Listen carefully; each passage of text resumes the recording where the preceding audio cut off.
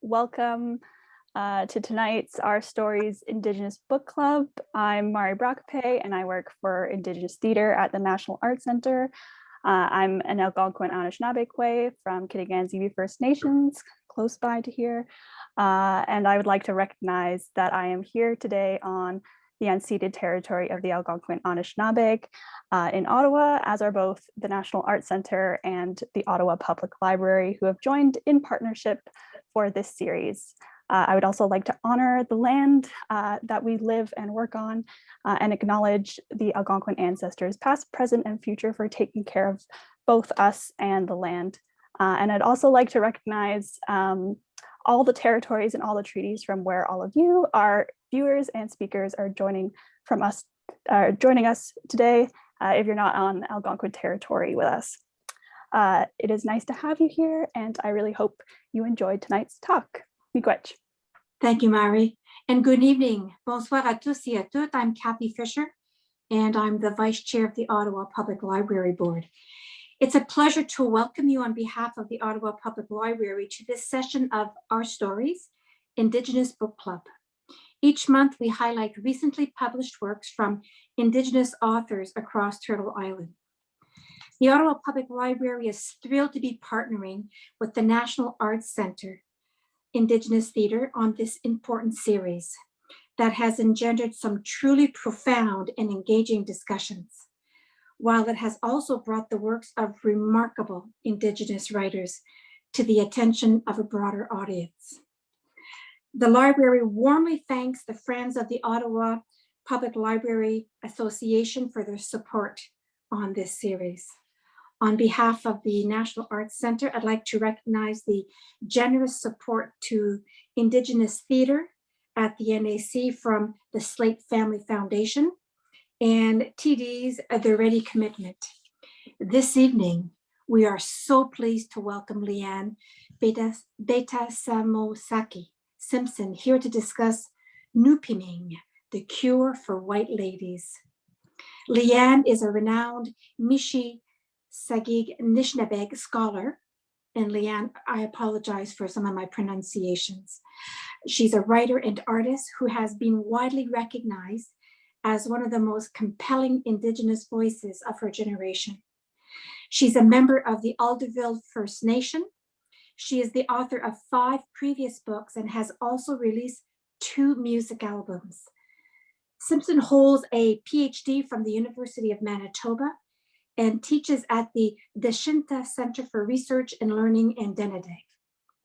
Her latest novel, Noopiming, The Cure for White Ladies, has been described by author Omar El Akkad as a rare parcel of beauty and power, at once a creator and destroyer of forms.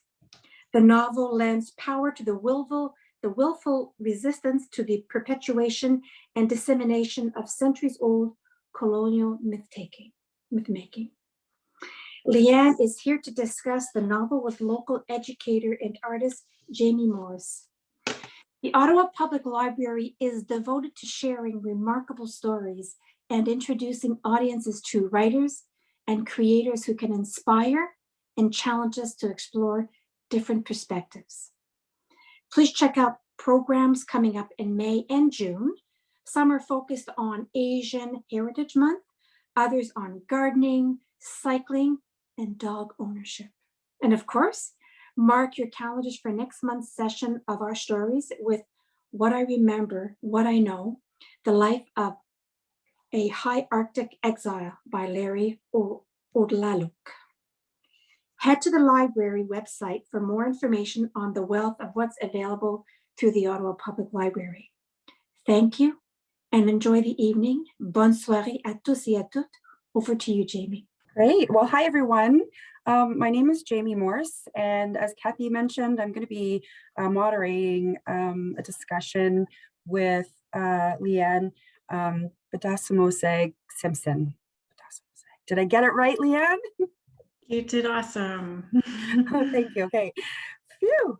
Now we're good. Okay. So I know that yeah, just like learning new languages. I love having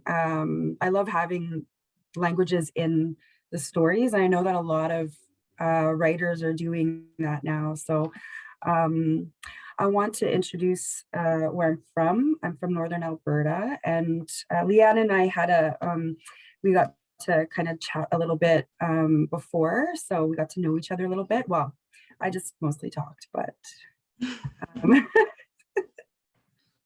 going to get to know each other now, right? So yeah, so that'll be fun.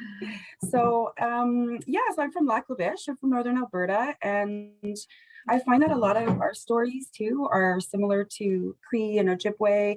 So there's one of my I guess like what I really found from Noopiming, The Cure for White Ladies. I got to ask Kathy after how she felt about saying that, saying the title. We'll get to something like that a little bit later, but I was gonna yeah, just like totally lost my train of thought. So sorry about that. So so Noopiming, the cure for white ladies. I was just wondering in terms of like how the characters are all different parts of the body, and I was thinking it makes sense that how everything is related, so that that main philosophy, I suppose, around how animals, plants, insects, birds, and trees, all of those are related. And I found that with your different characters, kind of, and their names, I wondered if you could chat a bit about those characters and why you decided to, well, I mean, I know why, because it's from your perspective, but why you decided to narrate the book in that way, I suppose. Yeah, so Noopiming is a word in my language, in Anishinaabe, that means in the bush. And so the title is a reference to Susanna Moody's book, Roughing It in the Bush, that was written in 1852. And it was a guidebook for settlers coming into Mississauga Anishinaabe territory around Peterborough, Ontario. And so the book is part of the canon in Canadian literature. It's a really important book. It's one of the first books written by a white woman, which is a feat in itself in the middle of the 1800s. And so it's a book that I've revisited several times because of where I live. It's also one of the only written sources. And it's very, very racist towards Indigenous people and to Black people. And so in Noopiming, I wanted a cast of characters and a setting and a way of telling stories that sort of pushes back against that a little bit, not critiques it, but pushes back and sort of says, these are the amazing, creative, beautiful, joyous, brilliant worlds that white supremacy couldn't see when you came to my territory. And so Mashkawaje is the narrator of the book, and Mashkawaje, that's a word that means he, she, they are frozen stiff in the ice. And Mashkawaje has experienced a trauma, but the trauma is sort of in the margins of the book. We're not sure what's happened, but the result has been that they're shut down and they feel like where they are frozen in the lake. And so they rely on these 7 other characters to bring them news and to support them and to help them sort of survive this time of being frozen and being shut down. And so I wanted to have a really rich kind of cast of characters that in some ways represent different parts of their body. But in other ways are sort of, sorry? Oh, sorry. I was just saying that was really intriguing to me about how and maybe you'll get a chance to talk about that a little bit later about the different characters, because they're very interesting. Sure, like, yeah, some of the characters are reoccurring. Some of them readers would have first met in Islands of Decolonial Love and This Accident of Being Lost. So characters like Saagiig, who's sort of a beloved elder or kind of Bigfoot spiritual being. Akawenze and Mindamoya are both elders, and so they have a very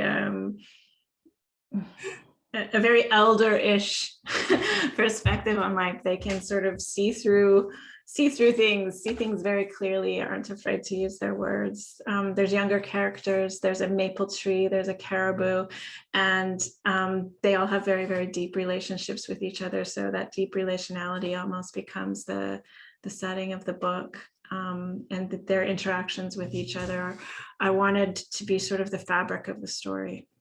Yeah, I like that, and that's the connection that I was thinking too about all my relations. We're all related, and I find that's a certain or a particular perspective to take on, and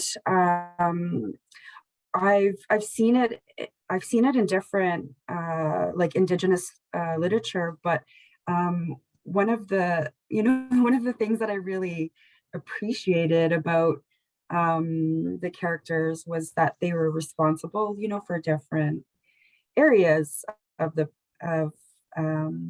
have different, connections. So I wondered if you wanted to talk about like Akawenzi and besides the elder role, what's their main roles in the book?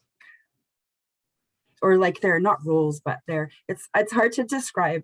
It's more like their characteristic and their responsibility, maybe. I don't know. So I really wanted to center this Indigenous idea, or for me, a Anishinaabe idea of having a really complex and deep relationality that you talked about in terms of all our relations are in Denawamaganuk. Meaning that I'm connected to the plant nations, I'm connected to the animal nations, I'm connected to my ancestors in the past, and those that have yet to be born, the rivers, the lakes, the kind of celestial beings in the sky. And that's those relationships are really generative and they're creative and they bring forth more life, and that's sort of the way that I'm supposed to live. So the elder characters in the book, Akawenze is getting very close to sort of leaving the physical world and moving back into the spiritual world. Mindamoya is also sort of in that phase of life. But they also are interacting with younger community members, with Nanak, who is a maple tree, with Adik, who is a caribou character that exists mostly in spiritual form. And it's a group of kind of it's a very diverse group of characters that are relating to each other and are almost defined by those relationships. So they're sort of like hubs in a network of this deep relationality that's based on a respect and a reciprocity, I think. Yeah, and to think about, before people like settlers, colonizers, before people started coming over to Turtle Island, I think that's like a really good example of, taking what you said earlier about maybe just the beauty that, that people were missing and just saw as something so otherly that it was, cause for a lot of trauma, we'll say. And on that note, when you decided not to put the trauma, the actual trauma for the who was it, Mashkawaji. Mashkawaji, yeah. That I wondered if that was like on purpose, or you wanted it to, I mean, obviously it's on purpose, but how is that related to protecting readers? Is it related to maybe you can talk a bit about that, like, and having it on the fringes, but it's there, but you don't ever really get to know. There's a mystery too. It comes from a few places. It comes from a lot of discussions that I've had with other Indigenous writers over the years, talking about how to be truthful and to tell our stories, which are often have a lot of violence and trauma from colonialism in them, in a way that's also gentle to readers and gentle to our own Indigenous audiences. So that's one place it comes from. I think another place right now is in Indigenous literature. We're in a phase where we're telling our stories in our own voices for almost the first time. And so there's lots of memoirs and there's lots of different genres of literature that are dealing with that sort of trauma. And I think of myself as a Indigenous reader. A lot of times I have to live through that trauma, and so I don't want to read about it, or I don't need to read about it. And so I wanted to have sort of gesture towards this idea that something bad has happened, but that's not going to be the focus of the journey that we're going to go on together in Noopiming. We're going to make space for humor and joy and love, and because that's part of it too. And as a writer, that was amazing, because I got to just build this beautiful, fun world and live in it while I was writing it, with the hope that sort of Anishinaabe readers and Indigenous readers would sort of come into the book, see themselves, see their communities in a positive light, and come out the book, the other end of the book, maybe feeling okay, or maybe feeling a little bit better. And that's not to say that stories that talk about the trauma and the violence of colonialism aren't important. I think they definitely are, and that truth telling is an important part of it. But I think this is also an important part of it. And so I wanted to just sort of use Roughing It in the Bush and Susanna Moody's work as a jumping off point, and to build this world in the present. Sometimes we're in downtown Toronto, sometimes we're on reserves, sometimes we're in little fragments of forest. Kind of build it anyway, because I see that's what Anishinaabe people, that's what Métis people, that's what we do. We build our worlds anyway with whatever we have, and whatever's going on, however heavy the circumstances, there's always love and there's always laughter. Yeah. And I wanted to reflect that back to us. Yeah, and I think that, like, and wherever we are, talking about making those communities, I certainly saw my own story reflected in that, because, coming from, I'm on Anishinaabe territory, and my territory is Northern Alberta, the Buffalo Lakes. So I have to, figure out, as someone who is on another territory, like, not only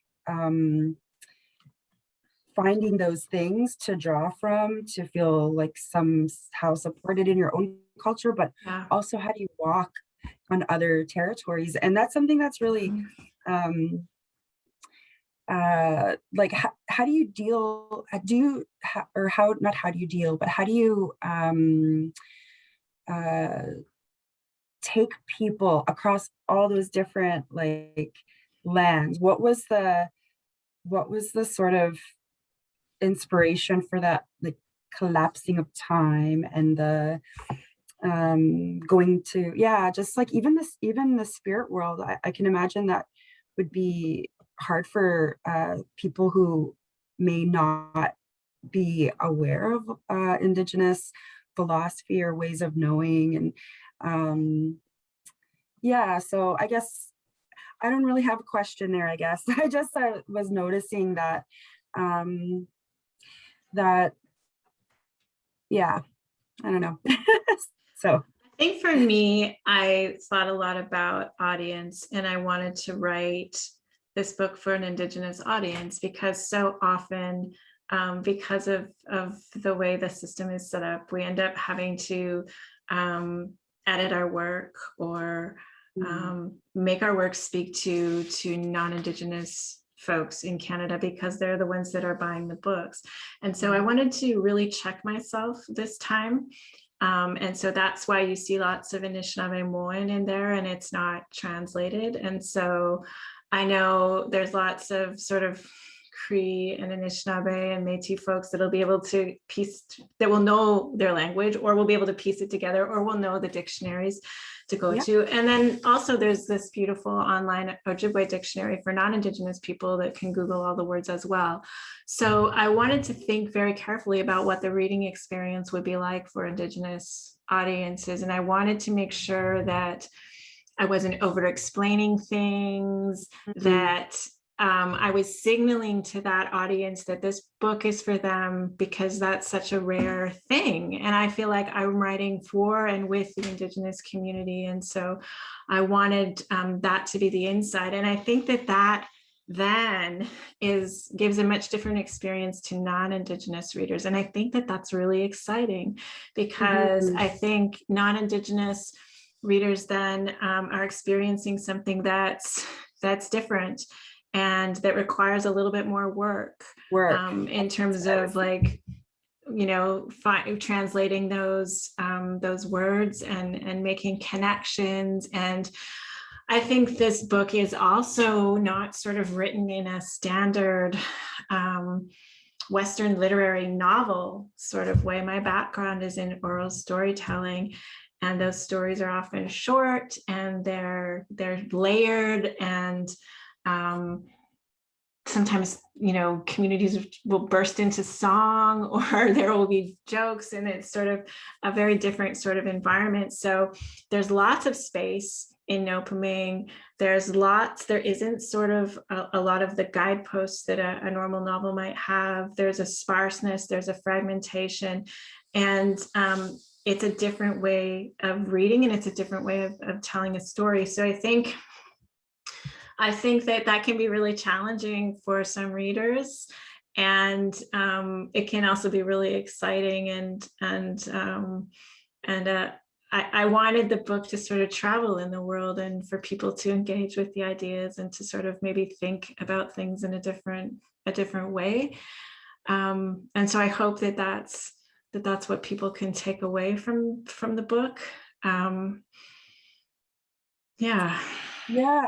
I remember, like, there's only a few books written like that, actually. And to be an Indigenous audience, to be an Indigenous reader, and kind of like see an Indigenous word, and like you were saying, and to kind of think about, you know, what does that mean? I'm using my fingers because sometimes our words are really long. So that's how long a word is on the page. But you know, and it made me feel like it's a different experience after growing up reading so many other books that are written in, you know, this certain structure, and then to read something so yes, there's the characters to relate to, and yes, there's a culture to relate to, but it's just that feeling like you're special in a way, like this book is for me, and you know, so I really appreciated also that you didn't translate, because like you said, that requires people to go and work, and it's one thing to go to the dictionary and find the word, but then it's another to say it. And so there's different steps of work that, you know, investment that people can have in that book as well, from all different backgrounds, like you said. But I really felt like a special reader. There's like Joshua Whitehead has a book that is really you know, like that, and then there's a few other, there's only a handful that I really like sense that perspective of looking at things in a whole way. And with this land that you created, and this is like kind of getting into your, you know, into your brain a bit, to see like what would be something that would bring so much joy to you. this world that you've created. And I wonder if there's other parts of that that you might have, you know, other scenarios or like parts of the story that you presented that you thought might, or that you thought about after to add to the world that you made, the spaces, the scenarios, the events, or other characters even. I think that being so immersed in this world and in these characters for so long, I have definitely a love and an affinity for them. I definitely carry them around in my head. I definitely see them in the land when I'm out, you know, making maple syrup or ricing or hiking around town. And so I think I thought a lot about, I wrote a lot of this book in the morning. I watched a lot of sunrises. I thought about our word bedabin for sunrise. And then Susan Blight was talking to me. She shared a teaching that Alex McKay had given her about the word bedabin, how the be means the future is coming at you. The da is the home or the present, and ba or ban is a suffix that you would add on to the end of someone's name who had passed on. So that first moment when the light is just coming up on the horizon is the present, and the present is a collapsing of the past and the future in on itself. And that concept of bedabin seemed so profound to me, and it made me feel less alone. This idea that the ancestors are right here and those future generations are right here, and I'm part of it. And it really matters what I do in the present, and it matters the world that I build, because that's going to give birth to that future. And so I really wanted to sort of make visible, I guess, all of these beautiful Anishinaabe worlds that are existing in downtown Toronto, that are existing in Peterborough, that are existing on the 401, that if you're not in the know, you miss. And then all the worlds, the worlds of the birds and the worlds of the raccoons and the worlds of the geese. So really taking this idea of urban environment and saying, like, this is not a wasteland in terms of wildlife, in terms of plant life, and in terms of Indigenous life. We're still here. This is still Indigenous land, and there's still all kinds of beautiful, reciprocal, respectful relationships happening here in the city, if you just look. And so it's interesting in the pandemic, I think those areas in urban spaces, wild areas in urban spaces, parks, backyards have become so important to us, and so important to wildlife and to observing sort of all of these different and profound changes that happen throughout the year, that sort of highlights it. So I think, I don't know, I think that Leanne is probably going to take some of these characters and write them into new stories. Because I just feel like that love for them, but also that their stories are not finished, because our stories are not finished. So yeah, and they're all connected too. Like, yeah. So you know, so bringing characters from one book to another book, and even that, like from one book to another, you know, and having that relationship and kind of really articulating that relationship through the next book. Yeah, so I'm excited about the prospect of looking a little deeper at some of the which is the characters, the one that is like representing the lungs, or sort of, or the trees.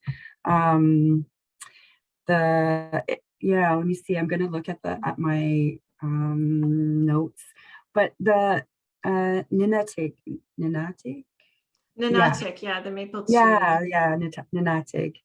Yeah, and just I wondered if you could touch on those like the physical responsibilities, or the body parts and how like integral each one is to the other. Why did you pick like lungs? Why did you pick some of the other, I think ears, you know? And when I was thinking about those things too, I was thinking of like smudging, and I was thinking of like all the body, you know, the body parts, the physical body parts that you connected to each of the characters too. So Nanak is a maple tree. A maple tree that has a shopping cart, and that travels, or their spirit travels. And they in the beginning, I think the line is Nanak is my lungs. And I thought lungs for Nanak because I'm breathing in oxygen and out carbon dioxide, and trees are taking that carbon dioxide and breathing out oxygen. So my connection to Nanak is through air and through breath and through lungs. So that sort of hit a pretty vital part. And I think that I was trying to sort of gesture towards this idea in Anishinaabe thought of having the individuals being very important, and individual self-determination being very important, but having all of these ceremonies and processes and language for bringing that together into an eighth understanding or a communal understanding. So I wanted Akawenze, I think, was representing the will, Mindamoya, a consciousness or a conscience. And I think those elder characters often are the voice that when you're about to do something that's sketchy or you're not sure of, you'll have like a jolt of their voice come into your head automatically to maybe warn you. And I love naming those voices, because we all have, you know, these little, and we all just think it's ourselves, which is like, that's right, kind of, yeah, you know, yeah. So it's a really neat way to think about it. When you were talking about the role of the lungs and then breathing, and I was thinking about how he would manage during COVID, or how they would manage during COVID times, and what they would think about it, and you know, what their role would be in COVID times. You know, are they thinking about that too? Definitely been thinking about that too. And what's the impact on the spirit world of COVID times? And are those spirits and our ancestors feeling lonely and isolated because it's been difficult for us to do ceremony and not safe for us to come together in larger groups? And so I think that that's a thing that I think about a lot, that helps me actually when I'm like, oh my God, I've been stuck in my house with my loving people now for 8 weeks. Like, this is horrible. But what, thinking about sort of the impact on the plant and animal worlds, and on those ancestors in the spirit world as well. Yeah, and if it would be better for them, or would it be like harder for them to communicate and be relational with us? You know, so I think that that's an interesting like take on the trees and their roles, and our connection to them. You know, we can pretty much go for walks in our neighborhood, and that's about it. And so with less driving, maybe they're healthier, you know. So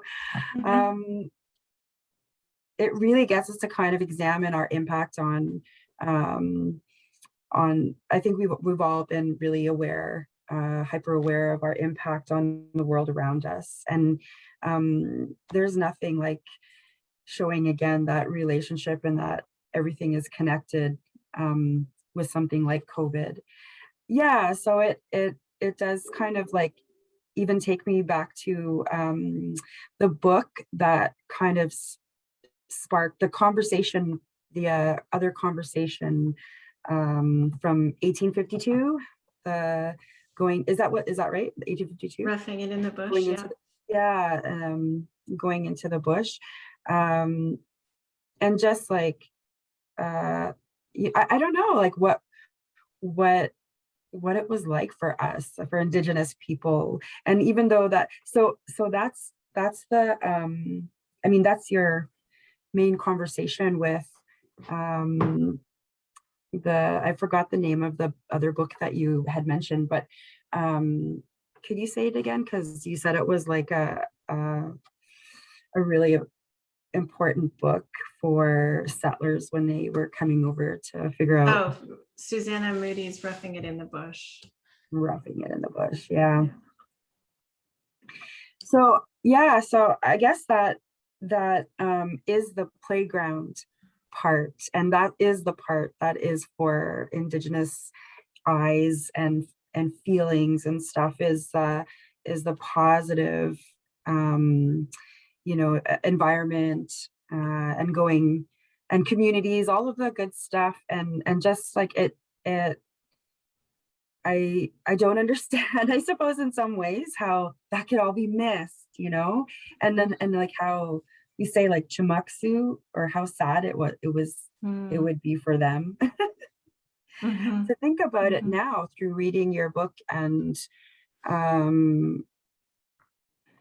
seeing that, that example of another option to see from, perspective to see from. Yeah. So, and if that will influence them, non-Indigenous readers, for instance, if it would influence them to, or if it grows them and helps grow them as a person and spiritually, by just sitting with some of those scenes and, absorbing the acts of traditional knowledge, the acts of love, the acts of happiness and joy and humor. And humor is definitely something that, is talked about so much in Indigenous books, and it's like important. I find it such a balance, because sometimes if I'm not always working or around Indigenous people, and I have this really funny joke and I'm the only one who thinks it's super funny, because nobody understands nobody understands the context. And again, that's what I liked about, being that, having that feeling of being special, was the humor. And I wondered if you could talk a little bit about the humor in your book. Well, I think it comes from Indigenous communities and spending a lot of time with family and in community. And our people are always telling stories, and there's always laughter and always humor, and it's such a fabric of Indigenous life. And so it made sense in the book to reflect that back to our community, and sort of just honor that in terms of how it's I think supported us getting through and everything that we've had to resist, and how that laughter, a lot of our elders talk about it in terms of healing. And it also, I wanted to use it exactly for that, exactly for someone like you who's living in an urban setting, who's outside their own homeland, to sort of draw you in and to kind of say, I see you and you are special, and I wrote this just for you. And I think that's a really important thing to do for our people, and so many people have done that through the arts. With me, whether that's theater or music or visual arts, the Indigenous arts community has been our mirror, and it's been reflecting us back.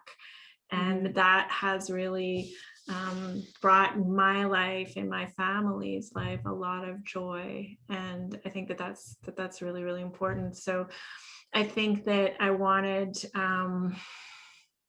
I didn't want to have to explain those jokes to to folks that aren't going to get them. But I also think that, for me, I really wrote this book on my own terms, for my own people, and I was fully prepared for it to not do well. And I think that, and for non-Indigenous people to hate it, and that didn't happen. I actually think that Indigenous writers and Indigenous artists can kind of raise the bar, and we don't have to dumb our work down. We don't have to explain it. We don't have to cater to white audiences. We can use all of our brilliance and all of our creative energies to sort of raise the bar and meet excellence with excellence. And I think that audiences come with us. I think the audience came with me in this way. And I think a lot of non-Indigenous readers, if they found that they had to do a bit more work, were okay with that. And I really, really appreciated that. That was a really good lesson, I think, for me. Because I just sort of assumed that if I wrote something that I wanted to write on my own terms for my own people, that it would fail. It wouldn't get published. Yeah, no, no one would read it. It's so sad. You know, it took Maria Campbell to tell me something so simple that I've heard over and over again. And she just said, just be yourself, my girl. And like, she was talking about it in a way that what I have is valuable. And we don't get that reflected back to us in other literatures. And so what does that mean? You know, be myself. Like, well, what I have to offer is, yeah, interesting. And you know, like the cultural perspectives and the knowledge. And so many of us, I think, grew up that way in a sense where we weren't like honed in on, you know, as a reader. Or so I'm so glad that it worked out. And I'm not surprised, because we often underestimate our impact, I suppose, our impact of, and wonder if it's going to be accepted into the world. And I just love that it was accepted by so many people. And I think, you know, in part, it's because of the decades-long work of women like Maria Campbell, who have told their story truthfully and beautifully and intelligently, at a time where people didn't want to hear it, and sort of endured all kinds of things that my generation hasn't had to endure. And built an Indigenous writing community and an Indigenous artistic community and Indigenous theater community that I benefit from, because, and that's a tremendous privilege, I think. And I'm so grateful to Maria and to that generation for paving the way for my generation of writers and for building us this community and some of the structure that we have. And so I think with that comes kind of a responsibility to keep doing that work and building the community and nurturing emerging writers, and also pushing the boundaries. Yes, I have there's a question from someone. I was wondering if you wanted to hear it. Sure. So this kind of goes to one of the questions I asked earlier about the characters. They all have deep knowledge of various subjects. Was the knowledge they shared in the book something that you had before writing, or something that you researched specifically? I feel like, yeah. I mean, yeah. What do you think? What do you think? The one piece that I did I live with people who are bird watchers and who love birds, particularly my daughter. And so she helped me with a lot of Sin's knowledge around birds. And I've just because my kids are now teenagers, there's just a lot of bird knowledge and bird talk going on at my house. In our house at this time of year, right? So yeah, no, and I did do some research around. I have degrees in biology, but I did some sort of research around the geese and migration and the raccoons, and sort of how they're interacting. So that so there was research around that. I think a lot of this sort of more Anishinaabe knowledge has come from just working with elders in my own territory for the last 20 years.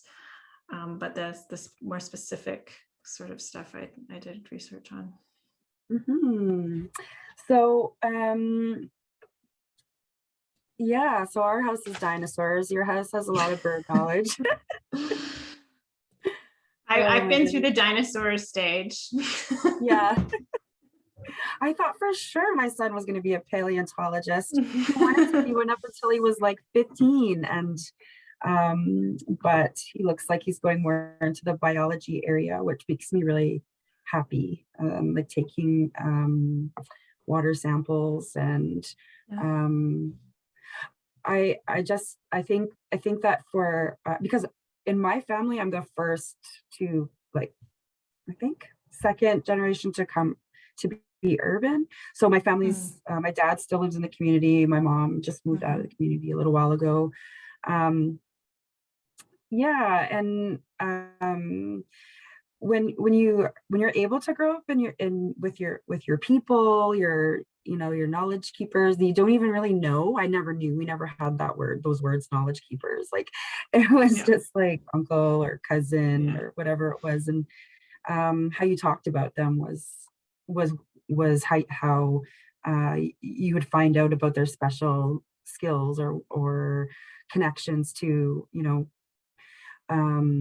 different aspects. But yeah, I wonder what is coming up for you next. I know we talked about kind of expanding on some of the characters.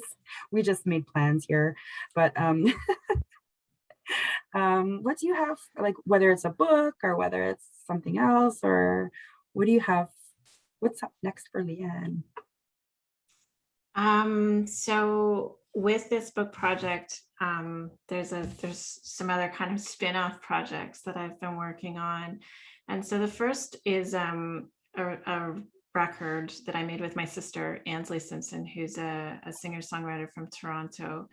And it's called the Noopiming Sessions. And she composed with James Bunton for kind of electronica tracks, and I do readings over those tracks. And so that's available on Bandcamp, and it's called the Noopiming Sessions. There's also a short film by Sammy Chian in the Chimeric Collective, who Sammy is a new media artist from Vancouver. And the first part of the book, Solidification, is a short film, so you could find that on YouTube.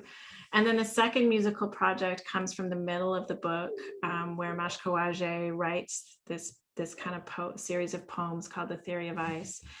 And that's been a musical project of mine, to record and write songs out of those poems. And that was released in March on You've Changed Records. And there's a series of short films and videos that the first one is out by a Black filmmaker from Toronto named Sandra Brewster, called Viscosity. And then there's another one by Amanda Strong, Carolyn Monet, Lisa Jackson, and Asinejuk. So those will be coming out great over the next 8 names. months. Yeah. And then I have a new book coming out with Robin Maynard from Knopf Canada in a year, called Rehearsals for Living. And we wrote each other letters during the pandemic around abolition and colonialism and Black and Indigenous solidarity. So that's sort of what's happening in the near future. What's coming up next? Wow, you're busy. Yeah, super busy. I was thinking that I could imagine this story in Noopiming as a video game in some ways, right? Oh, interesting. Yeah. Yeah, because you're moving like, and and a nice one where you're not like hurting people in it. Yeah, like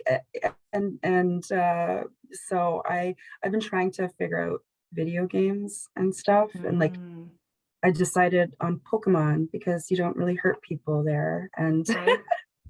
and it Right. helps me connect with the next generation. So my son That's is true. very Yeah. much, and every morning I wake up and I send him a gift from our video game, and that's like sometimes the only communication we have because he's Yeah. 17 and he lives at his dad's. Yeah. Yeah. So You're a I good could mom, just, Jamie. but I was just thinking about how cool it would be to be, you know, some kind of a game that was like, yeah, just moving around and meeting different spirits and hanging out with them for a little while and having having gatherings. Yeah, um, so I wanted to know because I'm just so in love with Indigenous art in general. There's so many uh, people who are getting awards now and being recognized for their work. And in 2020, you had you were a finalist for the Governor General's Literary Awards. And I wonder what was that like to hear that, you know, you're a finalist? I was shocked. I was very, very surprised because I just, because of kind of everything that we've talked about over the last 45 minutes, I didn't think that Noopiming would get recognized, would make any of the sort of the long list or the short list. And so I was surprised, and I was really, really grateful to see a book that sort of doesn't fit into the ways that we normally think about genre, that kind of pushes the boundaries in terms of Indigenous literature on that list, and with all of those other really amazing books and really amazing writers. So yeah, I was pretty surprised when I got the email. Did it take some time to be happy? Were you like, oh, yeah, I can imagine. I mean, Yeah. just like the surprise, given you thought people were going to hate it, and it's not that at all. So Yeah. people love it. So congratulations on that. Thank you. Yeah, and I hope that we have some. It gives me, yeah, like a confidence that people are having some unique experiences in literature these days because of all of the different voices that have come forward. And like you said, like Maria, you know, I can't even imagine, you know, what it would have been like to have written a book during that time, particularly one that was so personal. And you're right, I just totally, I just have so much like respect for our Indigenous classics, if you could call them that. Yeah, so I'm glad that you brought that up because it kind of allows it allows for creativity to spawn in other places. Oh, if Leanne can tell the story and it's liked and loved and it's recognized, you know, maybe I can do this story the way I wanted to do it instead of writing it to, you know, an audience where you're explaining everything. I actually now find, at first I thought that was like a really good strategy because of writing a word in Indigenous language, and then maybe they have a glossary or something in the back. I thought, oh, this is cool, but then I also found some of the explanations like interrupting. They were sort of interrupting my flow, and I was just like, okay, I know what this exactly is in here for.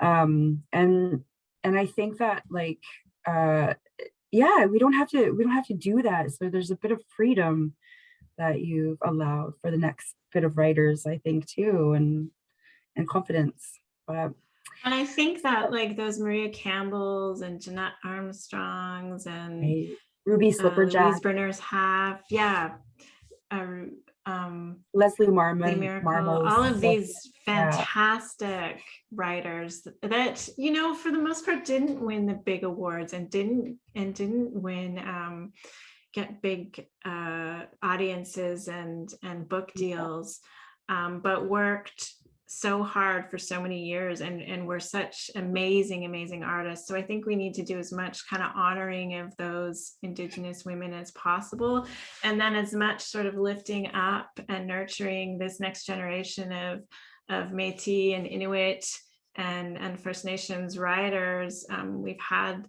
some really amazing queer and trans writers come out of our communities, and we have this diversity of story and diversity of talent. And I think it's a really exciting time to sort of be an Indigenous writer and to be able to sort of, for me, work in a community of artists and thinkers and creators, and have resources and be able to sort of do things. That's exciting. Honestly, I keep thinking I'm going to write a book, and then I read books by Indigenous authors, and I'm like, not right now. And they just keep getting better and better and better, and I'm just like falling behind. But maybe one thing we could perhaps end on is just a little talking about the cover and why you chose Rebecca Belmore's one of her lightbox images for the cover. And so for those of you who haven't seen it, it was on the background for Mari, but it's Rebecca's sister, I think, the model, and laying down, and it has this giant gash on the back, which looks like it's bleeding, but it's actually beaded fringe. So I wanted to, so there's that question, and not from an anonymous attendee. I don't know, I didn't need to say that but what is the story behind the cover art? So I saw the lightbox image in Montreal when Rebecca first installed it. And I remember standing on the street and feeling, I don't know, kind of blown away. And I think I immediately thought of that when you're tanning hides, there's a stage where you stitch up the holes. And I thought of this idea of stitching up the holes, whether you're repairing moccasins or you're making the hide after a scraping stage to get ready to make things out of it. And so I thought, this is what it's like to be an Indigenous woman. There's pain and there's trauma, but we stitch it up and we move on, and we're strong and we're beautiful and we're here. And that really sort of hit on all of the kind of themes in Noopiming, like with that trauma sort of acknowledged but not centered, and to focus on like the strength and the beauty and the joy and the healing. And so that seemed like the perfect cover. You're like, it is actually, it's a perfect cover. I only know about it from being in Sakahan at the National Gallery where I work, and I saw it every day for all summer, and I would stare at it.